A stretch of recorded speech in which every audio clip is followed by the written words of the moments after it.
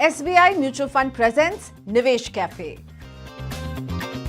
जैसे मैंने हैप्पैज़ार्ड ऐसे थोड़ा सा इन्वेस्टमेंट किया, डेट इन्वेस्टमेंट, इक्विटी, PF और सब PPF और सब कुछ मैंने किया, बट मुझे नहीं पता कि क्या करना है। I am little lost. और जैसे आपने बोला था ना,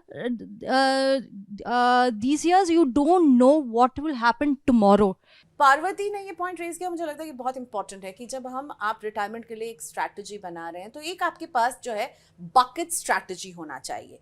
एक बकेट में ऐसा पैसा जो आपको तुरंत चाहिए होगा, तो आप वो कहाँ रखेंगे? आप जहाँ भी कंफर्टेबल हैं, आप अपने बैंक की FD में रखेंगे, आप अपने लॉकर में रखेंगे, आप ऐसी जगह रखेंगे जहाँ से आप तुरंत उस पैसे को हासिल कर सकते हैं। मेरे ख्याल से यहाँ पर बहुत सारे ऐसे लोग हैं जो कहेंगे वो मेरे लिए गोल्ड हो सकता है। बिल्कुल हो सकता है, ठीक है। सेकंड आता है ऐसा जिसको आपको 3 साल तक शायद आपको उसकी जरूरत ना पड़े, लेकिन हो सकता है घर में कोई इमरजेंसी आ गई, कोई मेडिकल इमरजेंसी आ गई, आपको किसी बच्चे की पढ़ाई के लिए पैसा देना है, आपके घर में किसी को दिक्कत आई, आप उन्हें फाइनेंशियली हेल्प करना चाहते हैं, तो वो शॉर्ट टर्म वाला जो पैसा है ना, वो डेट में जा सकता है, लिक्विड फंड्स में जा सकता है, जहां उसे आप आसानी से निकाल भी पाएंगे। 1 से 2 दिन के बीच में भी आप उसे निकाल पाएंगे। तीसरी बकेट आती है जहां आपको पता है कि मुझे 5 साल तक इस पैसे की जरूरत नहीं है, मुझे इसे लॉन्ग टर्म के लिए निवेश करना है, मुझे ऐसा उससे रिटर्न चाहिए जो कि इन्फ्लेशन को, महंगाई को मात दे सके, मेरे परचेसिंग पावर को बढ़ा सके। तो आप उस थर्ड बकेट में डालेंगे इक्विटी को, और आपकी रिस्क टेकिंग एपेटाइट डिसाइड करेगी कि आप इक्विटी में ओवरवेट होना चाहते हैं, डेट में। और इन सब का एक सोल्यूशन जो है, मुझे लगता है हाइब्रिड म्यूचुअल फंड्स होते हैं। वो आपको कंजर्वेटिव ऑप्शन देंगे, वो आपको अग्रेसिव ऑप्शन देंगे, वो आपको डायनामिक ऑप्शन देंगे, बैलेंस एडवांटेज फंड जैसा ऑप्शन, वो आपको आर्बिट्राज का ऑप्शन देंगे, जिसमें आप पैसे को कभी भी निकालने की आपको सहूलियत रहेगी, आपका पैसा लॉक इन नहीं होता है। मुझे लगता है हम औरतें ना कई बार सोचते हैं अच्छा पैसे का मैटर है, छोड़ दो। आपके साथ ऐसा होता है?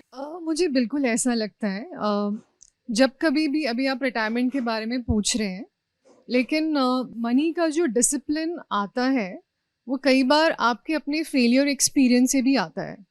लाइक शुरू के कुछ साल जब मैं अर्न कर रही थी, let's say 19-20 I started working, वो पैसे हम फैशन, बैग्स, स्मॉल फन चीज़ों पे खर्च करते हैं। बट आप कब सीखते हैं उसकी वैल्यू? 2-3 साल बाद, जब आप क्राइसिस में होते हैं, तो सेविंग्स की अंडरस्टैंडिंग आती है। यही जो होता है ना, ये एक्यूमुलेशन फेज होता है जब हम शुरुआत करते हैं। और उन्होंने कहा कि हमने शुरुआत में खर्चे किए, आ रहा है पैसा, खर्च कर दो, थोड़ा लाइफस्टाइल पे खर्च करो, थोड़ा घूमो फिरो, वो सब हम सोचते नहीं है। तो मुझे लगता है कि हमेशा इन्वेस्टमेंट प्लानिंग की 3 फेजेस होती है। फर्स्ट होती है एक्यूमुलेशन फेज, जो मुझे लगता है पार्वती आप है ज्योति कि अभी एक्यूमुलेशन फेज में है आप लोग। अभी आपको एक्यूमुलेट करना है, तो इसमें हमें खर्चों को कंट्रोल करना सीखना ही होगा, और वो धीरे धीरे ही आता है। मैं ये नहीं कह रही हूँ, आप एक्सपीरियंस मैटर्स। सो हमें जो भी हम इन्वेस्टमेंट कर रहे हैं, आप जहाँ भी करें, जो सबसे इम्पोर्टेंट बात है वो ये है कि क्या वो इन्फ्लेशन को बीट कर पाएगा।